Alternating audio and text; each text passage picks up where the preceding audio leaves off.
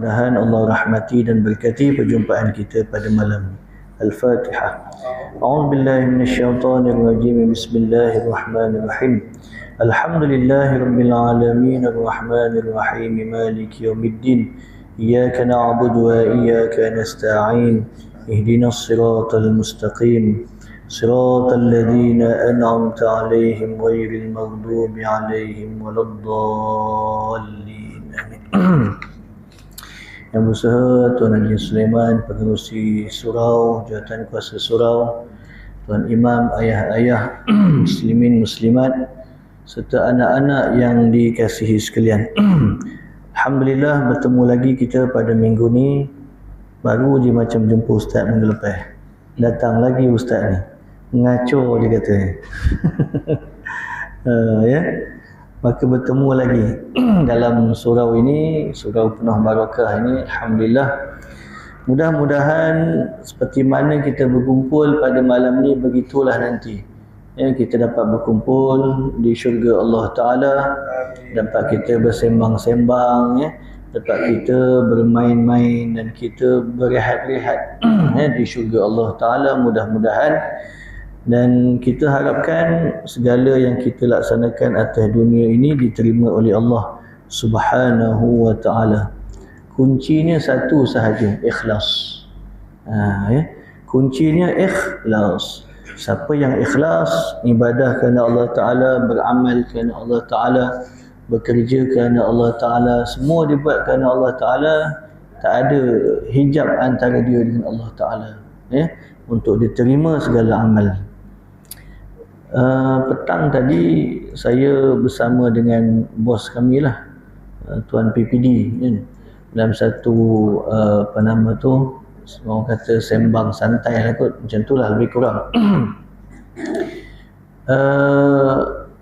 Antara ucapan yang dia sebut ni, yang saya ingat, yang orang kata kita boleh ambil manfaat.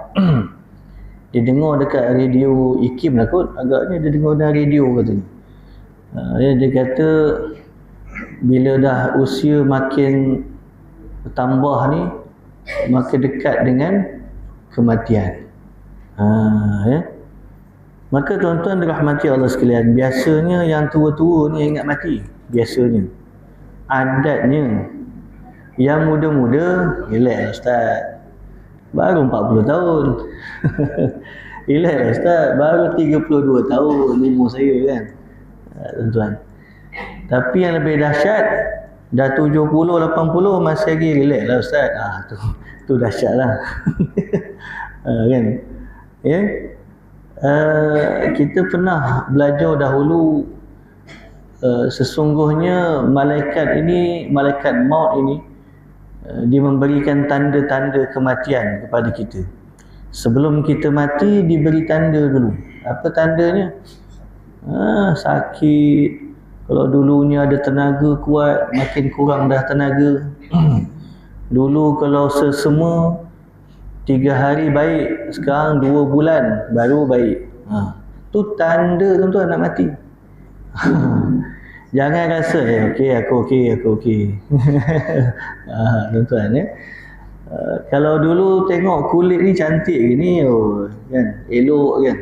Sekarang dah berkedut, tu tanda tuan-tuan. Ya. Janggut dulu hitam. Sekarang udah apa nama, putih. Ada yang warna keemasan pun ada. Begitulah dengan rambut. Jadi tuan-tuan, tu tanda kematian. Ya. Maka saya teringat juga satu ucapan, satu tazkirah Al-Fadhil Ustaz Azlan. Ustaz Azlan ni dia Al-Ulum, SMA Al-Ulum. Tahun lepas lah, waktu apa nama tu, tazkirah Ramadan. Kebetulan saya dijemput untuk hadir ke SMA Al-Ulum untuk bersama-sama dengan pelajar. Ya, pada petang tu sebelum berbuka tu kita dengar tazkirah. Apa kata Ustaz Lan? Kata Ustaz, ya, syarat kematian ni bukannya tua, bukannya muda. Syarat kematian ni adalah hidup. Maknanya orang yang hidup cukup syarat dah nak mati. Dia belum tentu yang muda boleh hidup lama, tak. Ya tuan-tuan ya. Maka malam ni tajuk kita rahsia kematian alam akhirat dan kiamat yang dikarang oleh Al-Imam Al-Qurtubi rahimahullah. Saya tengok tadi kita di tajuk yang ketujuh. Minta maaf, bab yang ketujuh. Bab yang ketujuh ni lebih pada cerita orang-orang soleh. Mungkin kita akan baca sikit nanti. Dan nanti insya-Allah insya-Allah kita tutup dengan satu hadis 7 kategori yang mendapat perlindungan Yaumil Mahsyar. Ya. Hadis ni biasa tuan-tuan dengar, tapi malam ni kita baca. Ya, untuk kita beringat diri kita tu. Ya. Baik, bab yang ketujuh. Muka surat 377. Keadaan makhluk pada hari berbangkit. Allah Subhanahu wa taala akan mengumpulkan seluruh manusia dan jin di padang mahsyar dalam keadaan telanjang dan hina. Itu poin tuan-tuan. Dalam keadaan telanjang dan hina. Seumpama kita baru lahir. Seumpama kita baru lahir daripada perut mak kita, keluar-keluar, siapa yang dah pakai pampers? Keluar-keluar dah pakai jubah lah, serban. Tak ada. Keluar dalam keadaan telanjang, hina. Ilmu ada waktu tu? Tak ada ilmu. Makna kedudukan pun tak ada. Kecuali kalau dia keturunan raja mungkin. Anak raja, anak, minta maaf, tak ada kena-mengena siapa. Anak lah siapa pun. Ya, menteri ke, datuk ke, sebagainya. Kan? Mungkinlah naik sikit tarafnya. Bayi ni anak datuk, bayi ni anak raja, sultan, sebagainya. Ya. Tapi tuan-tuan, hal keadaan yang akan berlaku di Yaumil Mahsyar, ya, iaitu dalam keadaan telanjang dan hina, orang yang dahulunya merupakan para pemerintah di dunia menjadi rendah dan hina pada hari itu, padahal mereka dahulu boleh melakukan apa sahaja sesuka hati kepada orang lain di dunia. Hati-hati tuan-tuan. Ya, termasuk yang cakap ni. Hati-hati kita semua. Siapa pun yang jadi pemerintah, jadi ketua, ya, paling command kita jadi ketua keluarga, paling command. Ya, kita akan dihitung satu per satu. Adil tak dengan anak-anak, adil tak dengan isteri-isteri, kalau kahwin 2, kahwin 3, kahwin 4, contoh. Ya. Adil tak dengan mak mertua, mak dia dengan mak mertua, macam mana? Ya. Semuanya itu akan dinilai oleh Allah Subhanahu wa taala. Orang jahat datang dengan menundukkan kepalanya, lalu berdiri di belakang orang lain dengan hina dina. Teruk sangat ni. Ni orang-orang yang jahat. Orang-orang yang bakal mendapat pada azab daripada Allah Ta'ala. Dia datang akan berdiri, tapi menyorok belakang orang. Gitu. Padahal mereka dahulu boleh melakukan apa sahaja kepada orang lain dengan bebas. Kemudian datanglah syaitan dengan keadaan yang sama. Sama dengan syaitan. Syaitan ni duk nyorok belakang orang. Ya. Setelah semua makhluk berkumpul di tempat itu, bintang di langit berhamburan, cahaya matahari dan bulan menjadi pudar seketika, sehingga mereka diliputi kegelapan. Dah mula ni. Bila semua dah berkumpul di mahsyar, maka kita akan melihat satu persatu tanda-tanda kebesaran Allah Ta'ala. Ketika itu kesemua ahli mahsyar tidak akan berani mengangkatkan kepalanya. Ya, termasuklah para malaikat. Ya. Allah berfirman, a'udzubillahi minasyaitonir rajim. Fa idza syaqqatis samaa'u fakanat wardatan kaddihan. Surah Ar-Rahman ayat 37. Maka apabila langit telah terbelah dan menjadi merah seperti kilauan minyak. Kemudian ayat berikutnya, a'udzubillahi minasyaitonirrajim. Yauma takunus samaa'u kalmuhl wa takunul jibalu kal'ihn. Surah Al-Ma'arij ayat 8 hingga 9. Ingatlah pada hari ketika langit menjadi bagaikan cairan tembaga dan gunung ganang bagaikan bulu yang berterbangan. Abu Hamid dalam kitab Kashful Ulumul Akhirah mengatakan, jika semua makhluk telah dikumpulkan di padang mahsyar, maka Allah Subhanahu wa taala memerintahkan para malaikat langit dunia. Langit dunia ni langit mana? Langit pertama. Langit nanti insya-Allah kalau ada rezeki nanti saya cerita tentang hal keadaan langit. Lapisan-lapisan langit tu di masjid nantilah 17 hari bulan dalam ceramah Isra' Mi'raj insya-Allah. Maka langit ni ada 7, saya ringkasnya langit ni ada 7. Langit yang pertama ni tuan-tuan, kalau kita rujuk dalam kitab yang dikarang oleh Al-Syekh As-Sayyid Muhammad bin Alawi Al-Hasani Al-Makki, salah seorang cicit Nabi SAW yang telah wafat sekitar tahun 2000, awal tahun 2000 dahulu. Di dalam kitab, ketika peristiwa Isra' wal Mi'raj, Nabi melihat di lapisan langit yang pertama tu ada 70,000 malaikat. 70,000 malaikat, setiap seorang malaikat di belakangnya pula 70,000 malaikat, setiap satu daripadanya. Tuan-tuan bayang berapa ramai jumlah. Wallahu ta'ala alam, kita boleh kira lah 70 kali 70. Bukan 70,000 kali 70,000. Berapa jumlah? Itu tentera yang berada di lapisan langit yang pertama. Tuan-tuan Maka di dalam kitab Kashful Ulumil Akhirah tadi, Allah memerintahkan para malaikat langit dunia untuk memindahkan para hambanya ke bumi yang lain. Maka para malaikat lalu mula memungut para hamba yang soleh, baik dari kalangan manusia maupun jin. Manusia dan jin. Kenapa manusia dan jin? Kerana dua makhluk ni sahaja yang akan dipertimbang amal ibadahnya. Dua makhluk ni sahaja yang akan ditempatkan sama ada di syurga ataupun di neraka. Adapun yang lain, binatang, selesai sahaja diadili menjadi tanah kembali.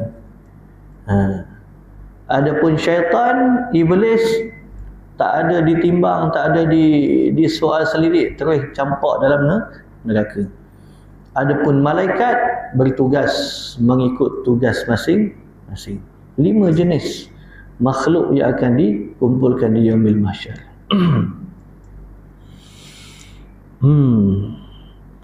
Lalu mula memungut para hamba yang soleh, baik dari kalangan manusia walaupun jin, tidak ketinggalan memungut haiwan melata dan burung.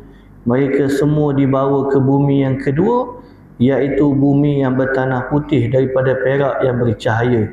Setelah itu para malaikat yang jumlahnya 10 kali ganda daripada jumlah makhluk.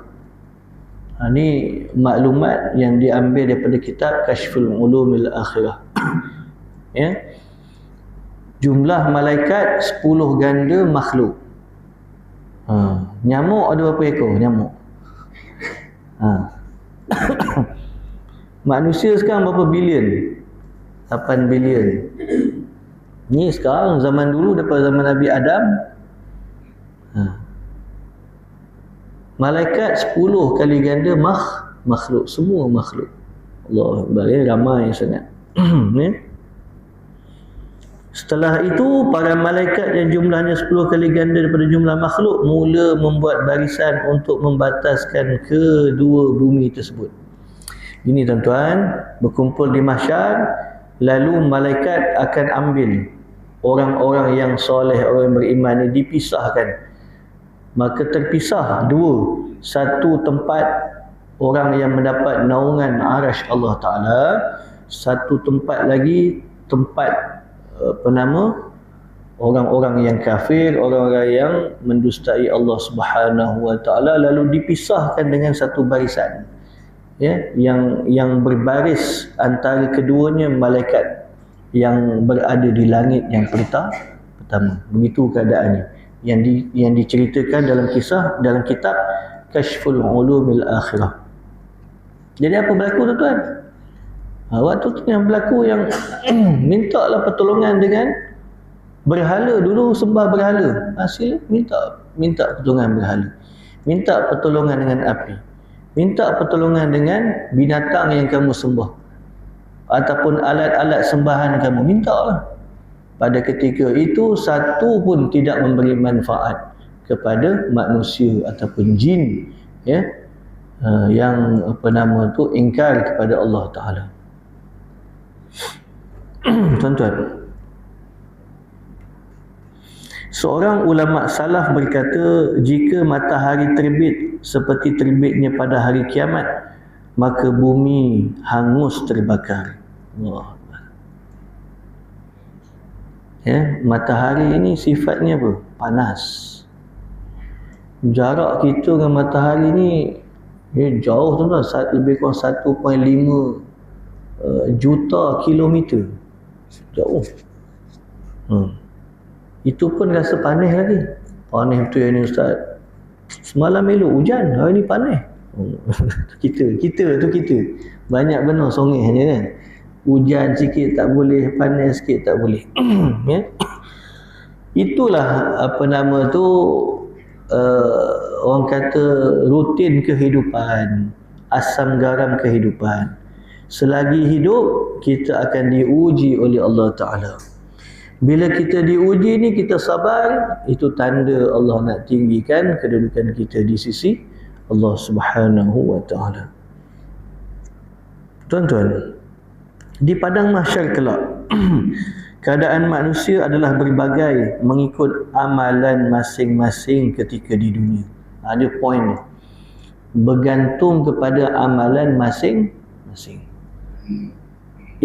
Pakcik wak A dengan wak B, wak C tak sama. Raja A, Raja B, Raja C, Raja sampailah Z. Apa sahajalah dia punya pangkat sebagainya.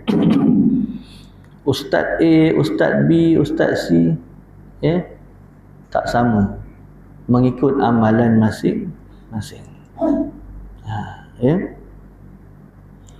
Sebagaimana kebergantungan harap kita sepenuhnya kepada Allah Ta'ala dan bersangka baiknya kita kepada Allah Ta'ala sentiasa, maka ni adalah salah satu tanda orang yang akan mendapat kebaikan di sisi Allah Subhanahu Wa Ta'ala. Ya? Setiap kali diuji, dia bersangka baik dengan Allah Ta'ala. Setiap kali diuji, makin bertambah amal ibadahnya. Allahu Akbar. Ya? Para pemerintah yang zalim di dunia akan terombang-ambing ke sana kemari dengan hina bagaikan buih di lautan. Macam mana buih di lautan? Kena pukul dengan ombak, tak tahu nak ke mana, bang lagi. Belum sempat ambil nafas, bang lagi kan. Bagaikan buih di lautan, tak tahu nak ke mana. Ikut arah, kalau air tu tolak ke kanan ada, ke kiri ada. Ya. Akan ditimpakan kepada mereka rasa haus yang teramat. Sementara para hamba Allah yang mendapat minuman segar daripada Allah Subhanahu Wa Ta'ala dengan minuman dari syurga yang dihantar oleh anak-anak mereka. Yang ni ada pandangan yang lain, ya. Yang ni antara pandangan. Dikatakan, ya, ketika berada di mahsyar, anak-anak yang kecil, yang kematian waktu kecil datang memberikan makan minum, bukan makan minum, minuman kepada mak dan ayahnya sebagai bantuan, penghargaan kepada mak tadi ataupun ayah tadi yang redha atas kematian waktu kecil. Itu ada punya huraian tu. Dalam kitab Ihya pun ada ceritakan benda tu, perkara tu, Tuan-tuan dirahmati Allah sekalian. Seingat saya, kalau dalam kitab Ihya, ada ulama ataupun orang soleh yang bermimpi perkara seumpama begini. Dia bermimpi apa? Dia bermimpi pada malam tersebut dia berada di satu tempat yang sangat huru-hara, kemudian dia melihat keadaan ini seumpama dia orang alim, orang soleh, dia tahu ini seumpama keadaan di mahsyar. Pada ketika itu dia melihat anak-anak ni sedang memberi minuman kepada mak dan ayahnya. Lalu dia pun minta kepada salah seorang ayah ataupun mak tadi, minta sikit, ayo, kau tak ada anak ke tanya? Kau tak ada anak? Tak ada. Itulah untung berkahwin, ada zuriat. Bahkan ada orang yang kahwin tidak dikurniakan zuriat, kan? 15 tahun, 20 tahun kahwin, tak ada anak, Maka tuan-tuan, terima sedikit ujian daripada Allah Ta'ala, insya-Allah, taat pada Allah dan Rasul, nanti di dalam syurga boleh minta nak berapa anak pun boleh minta. Sekejap tu mengandung, sekejap tu bersalin. Sekejap tu nak rasa anak nak besar mana. Kita nak rasa anak besar mana? Saya nak rasa, ya Allah, saya nak rasa anak seumpama bayi baru lahir. Jadi bayi baru lahir. Tak nak, saya nak baru lahir ni nak kena jaga teruk. Tidur malam kena bangun, kan? Ingat tak zaman dulu, kan? Malam-malam buat susu 2-3 pagi, kan? Betul ke? Ke maknya yang bangun? Maknya juga, kau bangunlah, abang penat ni tadi ngopek. Kan? Maka tuan-tuan, sabar atas ujian di dunia, insya-Allah Allah akan berikan kebaikan di akhirat. Tuan-tuan dirahmati Allah sekalian, kita baca lagi sikit-sikit, Kita tak baca semua, kita ambil sikit maklumat.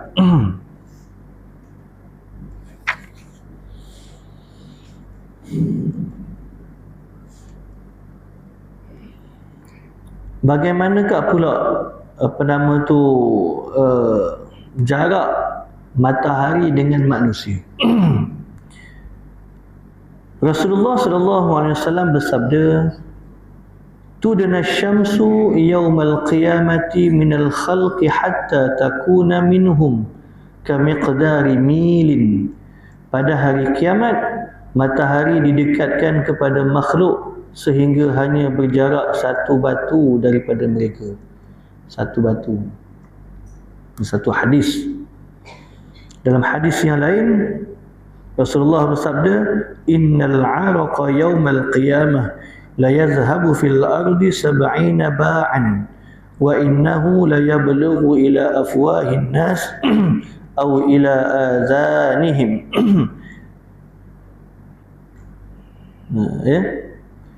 Yang ni mengisahkan tentang keringat. Keringat ni maksudnya peluh-peluh. Kalau dalam hadis yang lain, seumpama jarak celak macam ni, celak mata. Sebahagian hadis mengatakan seumpama satu busur anak panah. Mungkin kipeh ni pun kira tinggi ni, mungkin rendah pada tu. Jadi pada ketika itu, manusia bergantung kepada amalan masing-masing. Ada yang peluhnya sampai di buku lali, ada yang peluhnya sampai ke lutut, pinggang, dada, ya, sehingga di antara bibir ni dengan hidung, yang berenang-renang dengan peluhnya sendiri. Macam mana ustaz keadaan? Wallahu a'lam. Ya, satu perkara gaib yang kita tak mampu nak fikir, yang kita tak sampai akal kita bagaimana, ya. Cuma pesanan daripada tok-tok guru kita, berhati-hati, ya, ketika menjalani kehidupan di atas muka bumi ini. Itu sahaja. Hati-hati di sini maksudnya, ya, jangan buat hal, jangan buat macam-macam. Taat perintah Allah Ta'ala. Allah suruh tutup aurat, tutup aurat. Allah suruh puasa, puasa. Allah suruh sembahyang, sembahyang. Allah kata jangan bergaduh. Nabi pesan pula berbuat baik dengan jiran. Buat baik dengan jiran. Jangan buat pasal. Apa lagi? Pesanan-pesanan, ya, yang dipesan, yang dilarang dan disuruh oleh Allah Ta'ala kita buat. Mudah-mudahan Allah berikan kebaikan dunia akhirat. Baik. Dalam surah Al-Mutaffifin, Allah berfirman, a'udzubillahi minasyaitonirrajim. Wailul lil mutaffifin alladzina idza iktalu 'alan nasi yastawfun wa idza kaluhum aw wazanuhum yukhsirun ala yadhunnu ulaika annahum mab'usun liyawmin 'azim yawma yaqumun nasu lirabbil alamin. Surah Al-Mutaffifin ayat 1 hingga 6. Cilakalah. Wail ni cilaka, ya, maksudnya benda yang negatif, teruk sangat ni bagi orang yang curang, iaitu apabila mereka menerima sukatan daripada orang lain, mereka meminta dipenuhi, dan apabila mereka menyukat atau menimbang untuk orang lain, mereka mengurangkannya. Ini peniaga-peniaga lah, ya. Berhati-hati orang yang berniaga, yang berjual beli, ya. Kalau harganya begitu, begitulah, ya. Jangan dikurang, jangan ditambah. Tambah tak apalah, boleh jadi sedekah. Jangan kurang pada timbangan, ya. Tidakkah mereka itu menyangka bahawa sesungguhnya mereka akan dibangkitkan pada suatu hari yang besar, iaitu pada hari ketika semua orang bangkit menghadap Tuhan seluruh alam. Ya.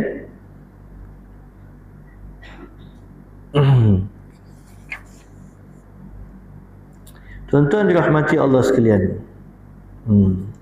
Potong-potong ni. Perkara yang dapat meringankan penderitaan pada hari kiamat.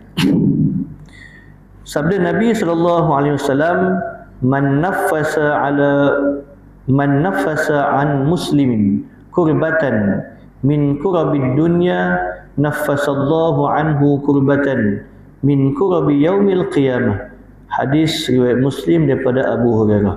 Sesiapa yang meringankan salah satu kesusahan atau kesedihan saudaranya sesama muslim di dunia, maka Allah meringankan salah satu kesusahan atau kesedihannya di akhirat. Ini tuan-tuan, orang yang mempermudahkan urusan orang lain. Ya, siapa yang nak mendapat kebaikan, yakni dipermudahkan urusan di yaumil mahsyar, ya, kita permudahkan urusan orang-orang ataupun sahabat, jiran, tangga kita di dunia. bantu orang yang susah, orang yang meminta pertolongan pada kita bantu. Kalau boleh bantu, bantu, ya. Tuan-tuan dirahmati Allah sekalian, ya. 7 kategori yang mendapat perlindungan. Satu hadis yang agak panjang, ya, cuma hadis ya dalam kitab ni dipendekkan sikit, dipotong ni. Dia tak penuh. Hadis daripada Abu Hurairah, para imam ilmu hadis meriwayatkan Rasulullah sallallahu alaihi wasallam bersabda, sab'atun yudhilluhumullahu fi dhillih yauma la dhilla illa dhilluh, al-imamul adil wa syabun nasha'a fi ibadati rabbih wa rajulun qalbuhu mu'allaqun fil masajid wa rajulani tahabba fillah ijtama'a alaihi wa tafarraqa alaihi wa rajulun da'ashum ra'atun zatu mansibin wa jamal faqala inni akhafullah wa rajulun tasaddaqa bi sadaqatin fa akhfaha hatta la ta'lama shimaluhu ma tunfiqu yaminuhu wa rajulun zakarallahu khaliyan fafadat ainah atau kama qala. Hadis ni hadis sahih.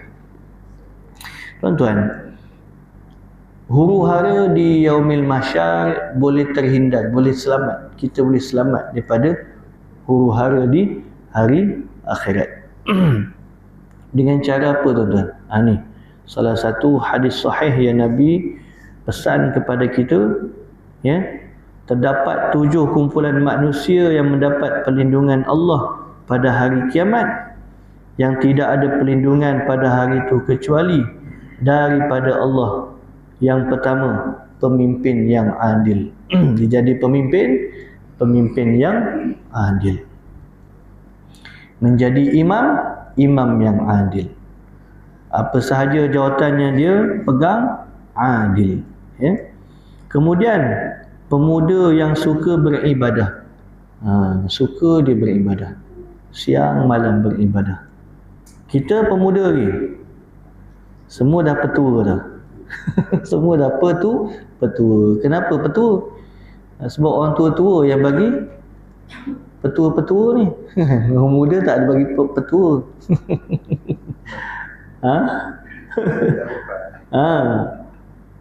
Pemuda ni dia sampai umur 40 fiqh. Umur 40 ke bawah pemuda. Lebih 40 dah tua dah. Ya. Masuk kumpulan orang tua. Umur ni dia main peranan. Kalau dah umur 40 tak sedar diri juga macam orang-orang muda, tu tanda bahaya tu. Ya, tanda bahaya. Cepatlah, bersegeralah kembali kepada Allah Subhanahu wa taala. Ada beberapa orang, ya. Kadang-kadang jumpa sembang, ustaz, susahlah ustaz. Apa yang susah? Minta maaf ya, tak ada kena mengena siapa pun, ya. Nak dapatkan pengajian ni susah. Saya kata ramai je ustaz-ustaz, ustazah ngajar di masjid surau. Yalah, tak semua tempat, tak semua masjid, tak semua surau. Tapi surau ni alhamdulillah. Saya je 2 kali datang sini, jemur tuan-tuan. Kan? Saya kata kalau tak ada di tempat kita, carilah di kampung sebelah. Tak jadi masalah. Nanti kata pula ustaz, asyik sembahyang kat masjid sana je. Kita dah ada masjid dia, sembahyang masjid sana, sembahyang kat surau sana. Ya. Waktu pengajian pergilah sana, sebab masjid tak ada pengajian, masjid tempat dia ataupun surau tempat dia tak ada pengajian. Pergilah tempat yang ada pengajian. Time tak ada pengajian di surau masjid sana, datanglah sembahyang situ. Ya. Jangan banyak benar masalah alasan sebagainya. Ya. Semua datang pada hati kita ni, ya. Pemuda yang suka beribadah ni tuan-tuan, ya, dia satu benda yang special. Di kalangan pemuda-pemuda, orang-orang yang muda 20-an, awal 30-an ni, dia tengah macam-macam, ada minat. Kalau time awal 20-an dia minat motor, nak apa ke nama, tukar spare part sebagainya itu jiwa orang yang muda kan. Modify motor. Kalau dia kereta lah. Saya dulu kawan saya pernah dia sembang, dia belajar kat UUM. Dia kata selalu dia keluar masuk Ustaz ke sempadan, buat apa? Beli exhaust. Beli exhaust lah, tukar enjin lah, apalah. Minat waktu tu. Kan? Tetapi ada pemuda yang dia memilih jalan sederhana, jalan taat pada Allah Ta'ala. Habis Ustaz, bukannya orang mak rempit ni pun lara sentiasa. Tak, kita tak kata gitu, ya. Kalau pun dia merempit, walaupun dia macam mana keadaan pun, ya, kalau dia masih lagi kembali setiap waktu, 5 waktu tu dikembali, kan. Maksudnya azan subuh bangun solat, ya, zuhur dia lara-lara datang sembahyang, asar pun begitu, maghrib isyak pun begitu. Masih lagi, ya, dia dalam pengawasan dan dalam perlindungan daripada Allah Subhanahu wa Ta'ala. Mungkin nanti kita tengok zikir-zikir yang biasa kita buat, tapi kita tak tahu dia punya fadilatnya. InsyaAllah kalau sempat nanti. Ya. Kita macam mana dulu kita? Cuba ingat balik zaman muda-muda kita macam mana? Sudah Ustaz. Inna lillahi wa inna ilaihi raji'un. Kalau tanya ni dia macam-macam versi. Dulu macam ni, dulu macam tu, seluar pendek, macam-macam lah. Saya suka menyembang, saya dengar je. Kita tak ada pun nak salahkan. Kan? Itu cerita dulu, tuan-tuan. Dulu ni macam-macam. Kita ni ialah dalam keadaan ilmu pun kurang, keadaan dulu macam mana, sambil-sambil jalan nampak buah betik hilang. Sambil-sambil jalan tengok ada jambu merah cantik Ustaz. Pernah yang cerita kat saya, dia kata saya dulu Ustaz sampai suruh anak saya petik buah jambu orang lain tu. Jadi anak tadi buat apa? Anak ikutlah. Sebab emak suruh. Macam mana Ustaz? Allah Akbar. Kalau orang tu ada lagi hidup, pergilah jumpa minta halal. Itu caranya lah. Tak ada Ustaz, dah mati dah Ustaz. Minta sembang dengan anak cucu ni. Cerita balik. Itu cara kita nak minta ampun, minta maaf. Ya.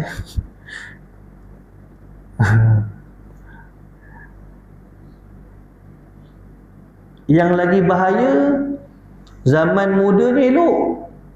Masuk 40, 42, 43, Allah, dia berubah pula.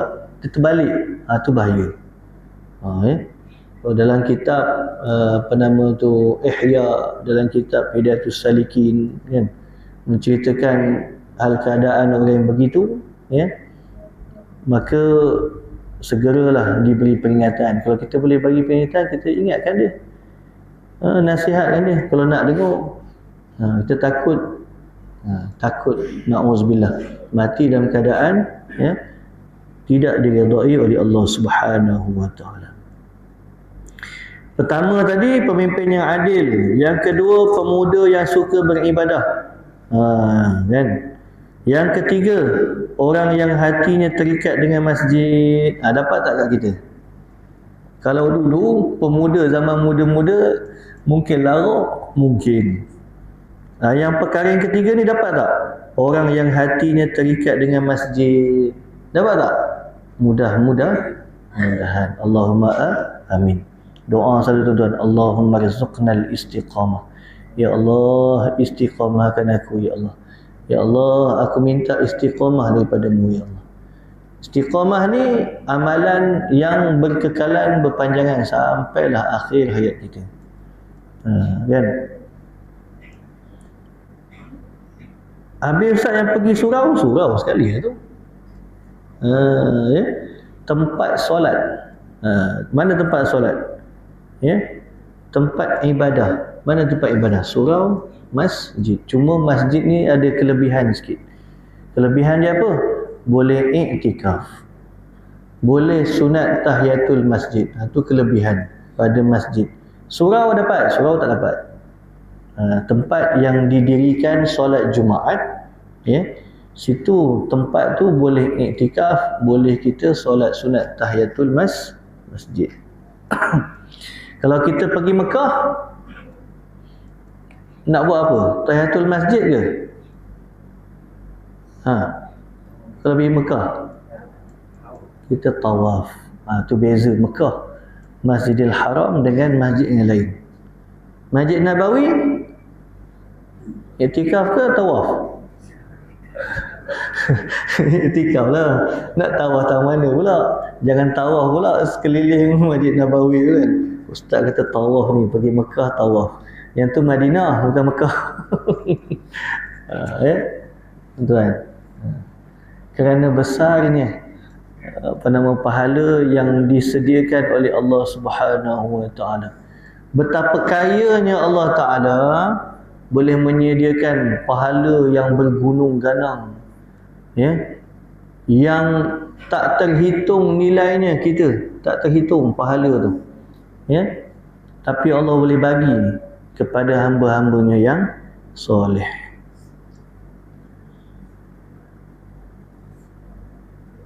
Dua hari lepas, hari ni hari apa? Hari Isnin, semalam, kan, kita habiskan hadis ni, boleh ya. Lepas tu nanti yang tadi tu apa? Amalan pelindung diri tadi, insya-Allah.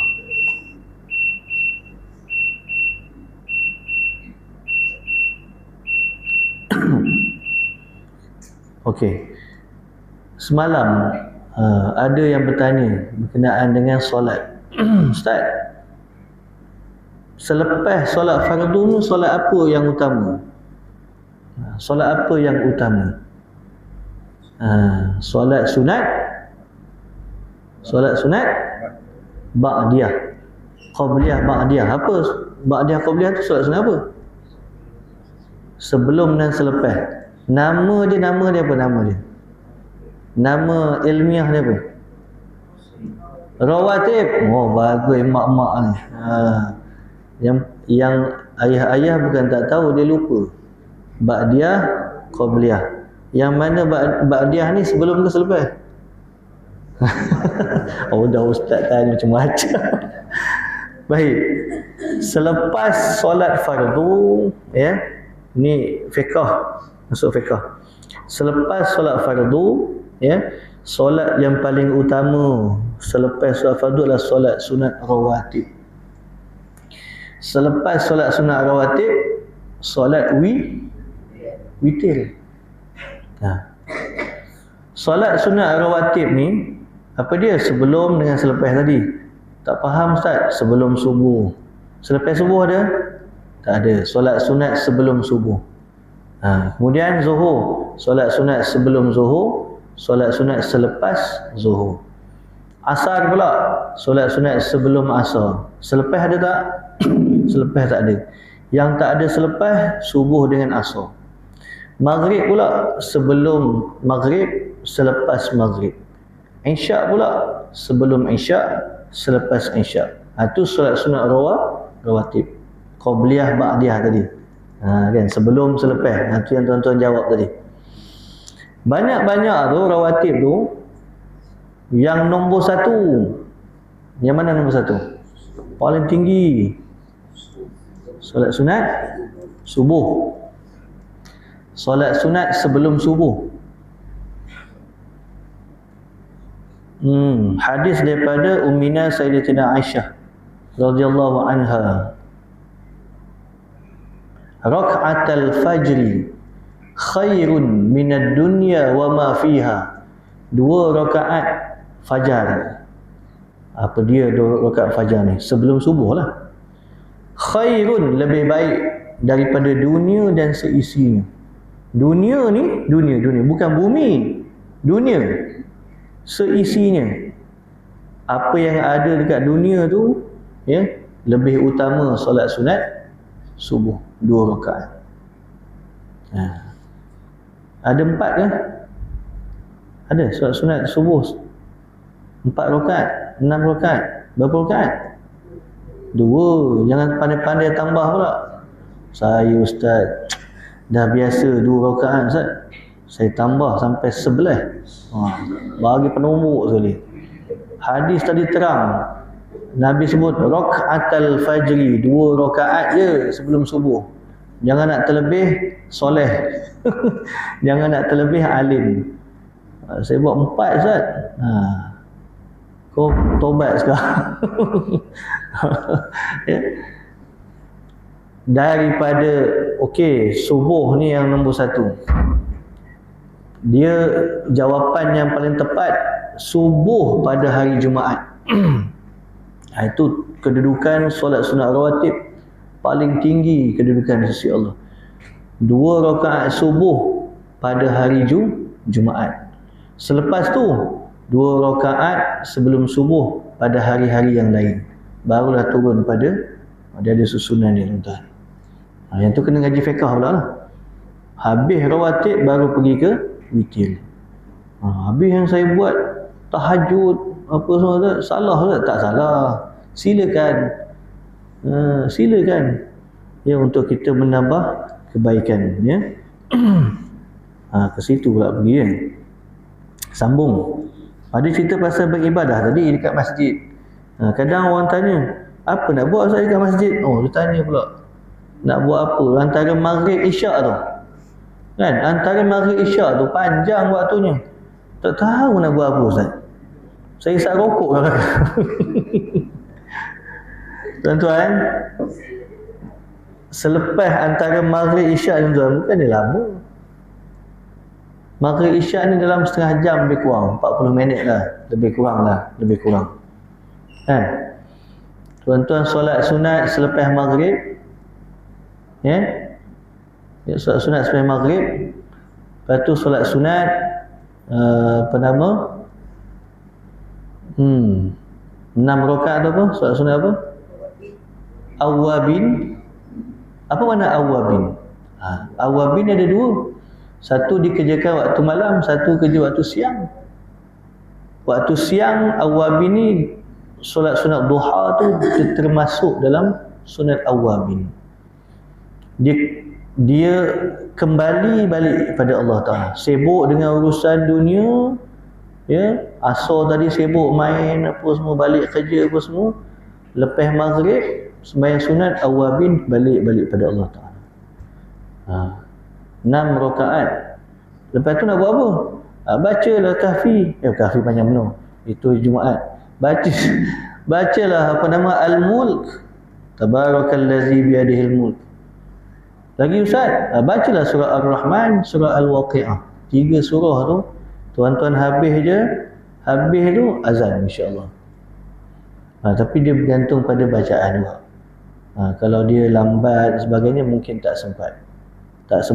Bacalah Al-Mulk memadai dah. Kemudian zikirlah, apa saja zikir. Saya tuan-tuan, teringin nak menulis satu risalah panduan amalan harian bermula waktu pagi sampailah waktu malam. Dan saya dah tulis pun. Siapa yang minta saya bagi link tu. Kita tak cetak lah, belum sampai tahap cetak. Tapi saya nak tambah baik penulisan tu. Tengoklah kalau Allah izinkan. Saya nak tulis, saya nak jadikan satu buku. Tuan-tuan doakanlah mudah-mudahan Allah berikan masa yang luas untuk saya menulis. Mudah-mudahan tujuan saya nak membantu, ya, jemaah-jemaah saya sendiri, ahli keluarga saya, untuk setiap hari itu kita terpandu dengan amalan-amalan yang sepatutnya berdasarkan hadis-hadis Nabi yang sahih, amalan-amalan orang-orang yang soleh. Mudah-mudahan tuan-tuan, insya-Allah ada rezeki nanti saya siap tulis, nanti saya kabarlah. Tapi yang link tu sebenarnya saya dah tulis dah sikit. Buat yang itu pun letih dah. Kalau yang itu aja letih dah. Allah Ustaz, asyik duduk kat tikar sejadah aja bila nak kerja. Kerja ada masa kerja. Ada masa ibadah. Kalau orang kerja, kita akan susun mengikut orang kerja. Kalau orang dah penjen, kita susun ikut cara orang penjen. Orang penjen dia masa dia luang banyak kan. Beza pada orang kerja. Orang kerja ni banyak dia punya, betul lah, masa untuk bekerja tu banyak. InsyaAllah tuan-tuan, mudah-mudahan Allah mudahkan urusan untuk saya menulis. Dua orang yang saling mencintai, ini yang ketiga, yang keempat, berkumpul dan berpisah kerana Allah Ta'ala. Dua orang yang saling mencintai, bukan bercinta-cinta ni. Oh cantik lah Ustaz, esok cari makwa. Cantik. Jumpa awet, jumpa boyfriend. Bukannya itu. Maksudnya dua orang lelaki ataupun dua orang perempuan, sama-sama lah, perempuan dan lelaki, bertemu, berpisah ni, ukhuwah lah, senang cerita lah, kerana Allah Ta'ala. Mereka berkawan, bersahabat ni kerana Allah Ta'ala. Bukan kerana aku kawan dengan si fulan ni sebab dia kaya, dia duit banyak sikit, tengah hari dia boleh belanja aku. Bukan sebab tu. Kalau sebab tu dapatlah juga, dapat makan je lah, kan. Tetapi dua orang ni, yang menyatukan silaturahim kerana Allah Ta'ala. Kemudian lelaki yang digoda oleh wanita terhormat dan kaya, lalu dia menjawab, aku takut kepada Allah, inni akhafullah. Ini yang kelima tadi. Perempuan dia Ustaz, sama lelaki. Lelaki yang menggoda perempuan, lelaki kaya yang goda perempuan pun begitu juga.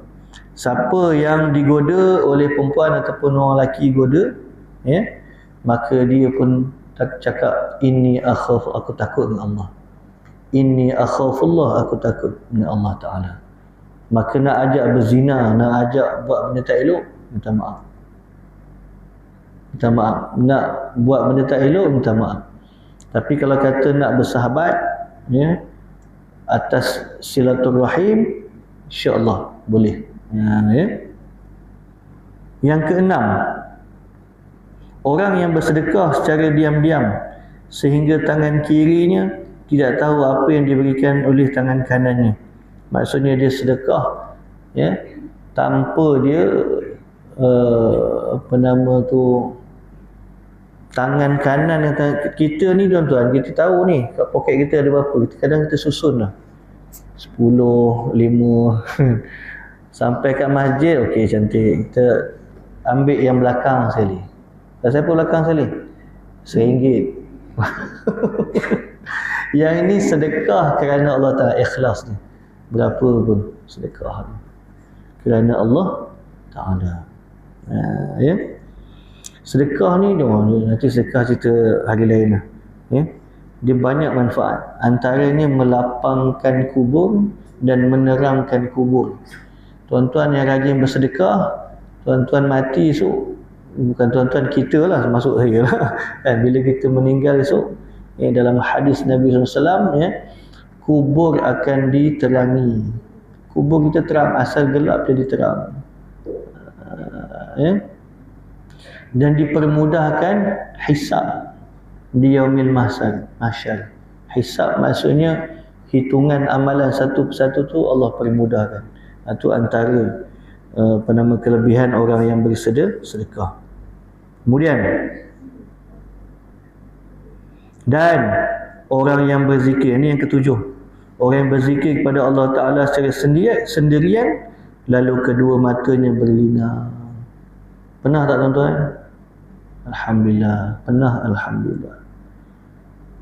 Duduk seorang-seorang, astaghfirullahaladzim, astaghfirullahaladzim, dia ingat balik silap salah dia, keluar air matanya. Kadang-kadang tengah mengaji, baca Quran, tak tahu pun makna, tapi dia keluar air mata.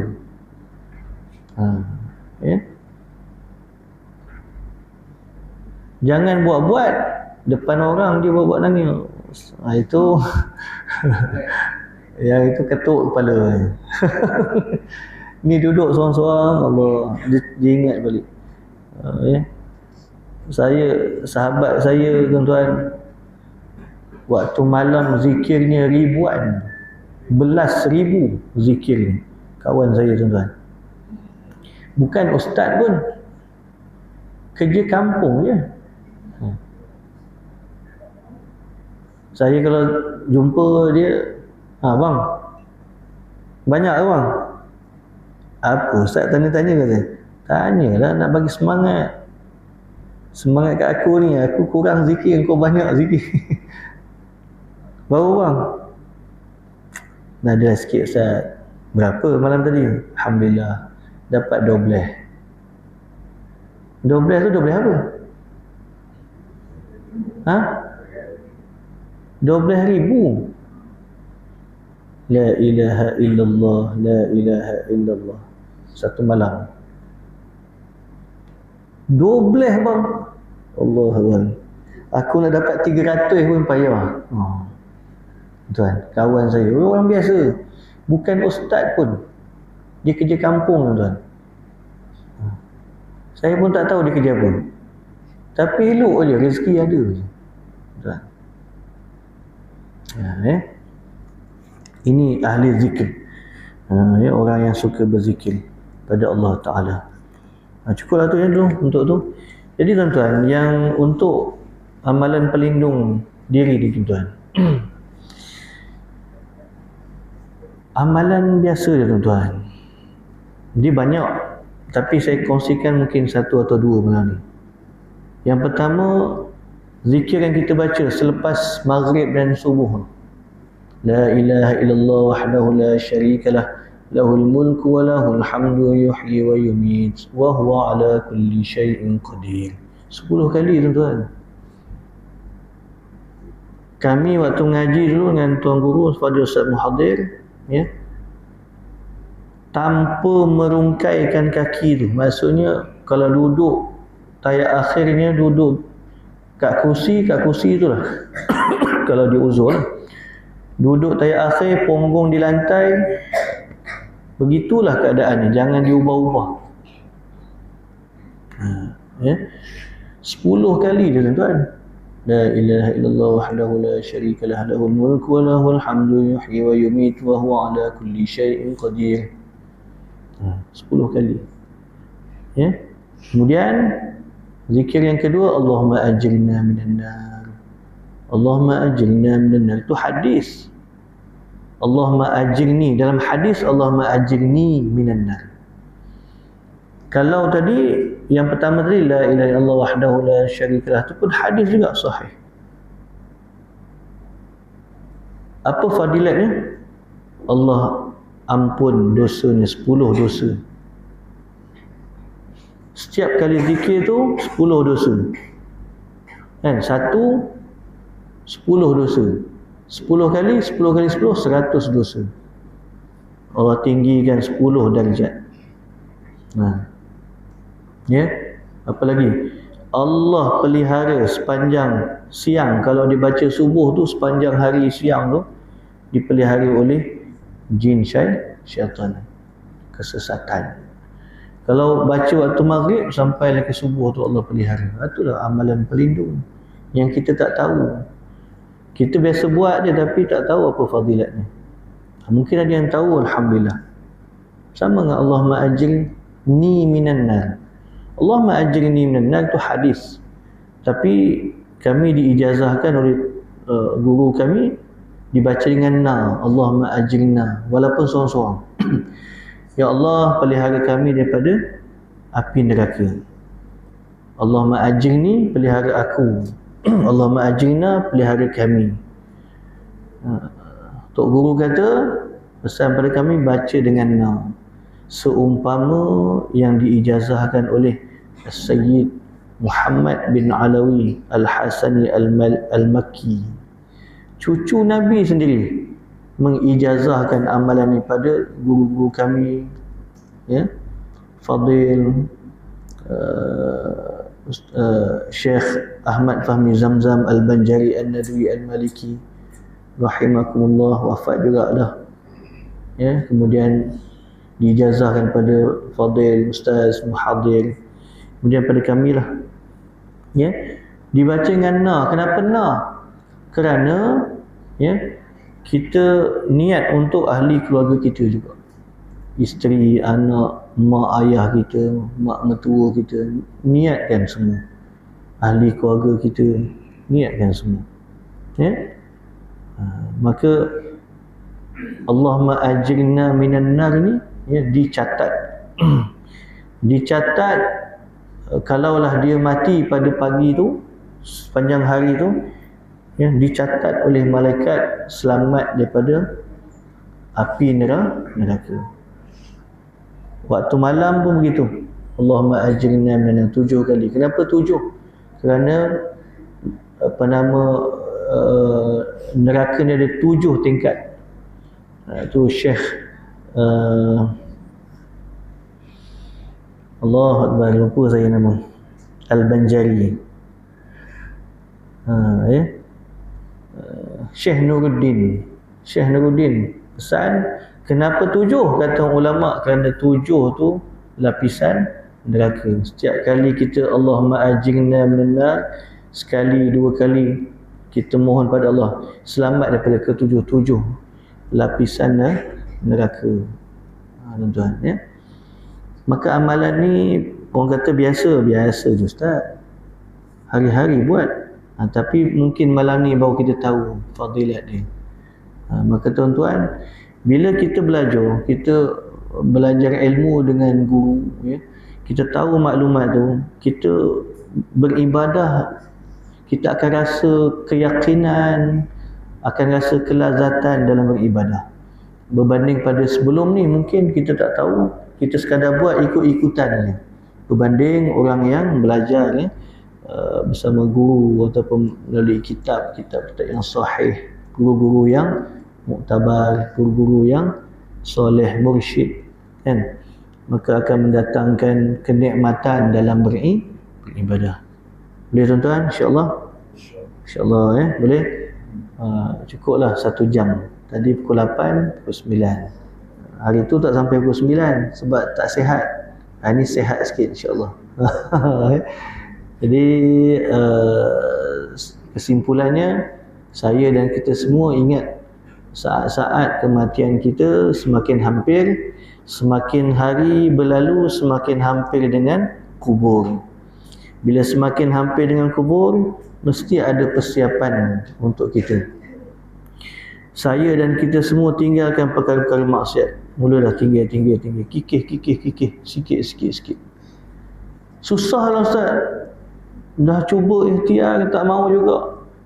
Masih lagi nak buat maksiat. Jadi tuan-tuan, jaga makan. Kadang makan lebih ni punca juga. Makan lebih, cakap lebih, itu punca juga tu. Pelihara mata ni letak pada tempatnya, telinga letak pada tempatnya, tangan, kaki, perut, kemaluan letak pada tempatnya, insya-Allah. Tuan-tuan, kalau dalam kitab Hidayatus Salikin fi Suluki Maslakil Muttaqin, berapa kadar makan seseorang yang ingin menuntut jalan-jalan akhirat, iaitu jumlahnya dia tidak melebihi setengah cupak. Secupak apa? Secupak lebih kurang 600-700 lah gram, ya, lebih kurang, katalah 700 gram. 700 gram setengah cupak berapa? 350 gram. Balik sekarang cutrai, masak nasi 350 gram, banyak mana? Itulah kadar makan sehari.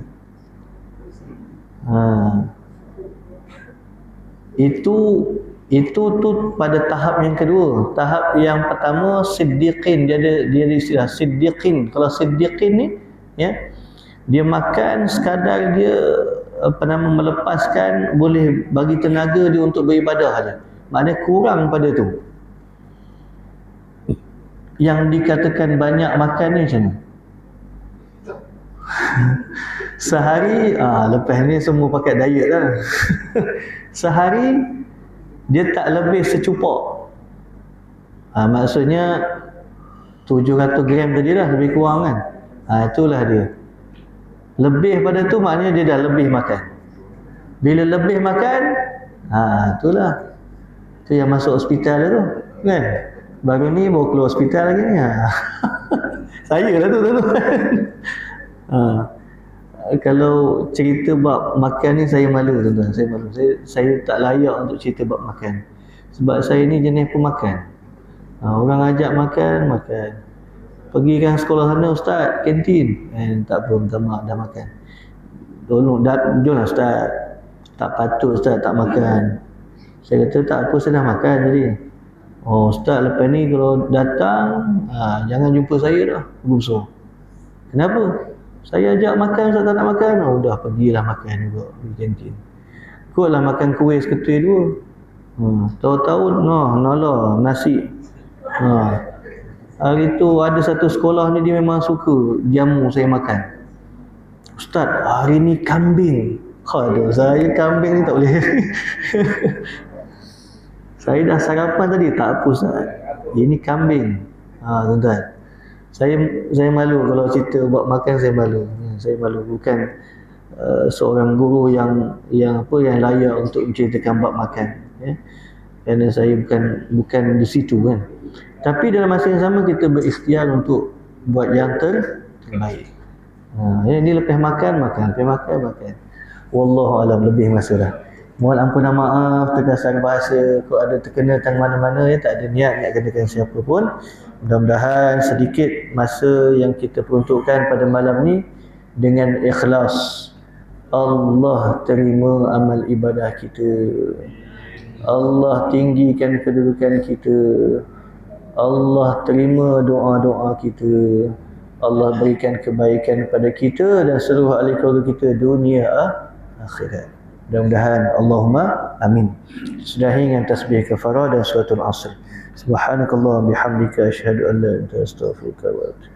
Bismillahirrahmanirrahim. Al-'asr al-insanu fi khusr illa alladhina amanu wa 'amilus salihati wa tawasaw bil haqq wa tawasaw bis sabr. Assalamualaikum warahmatullahi wabarakatuh.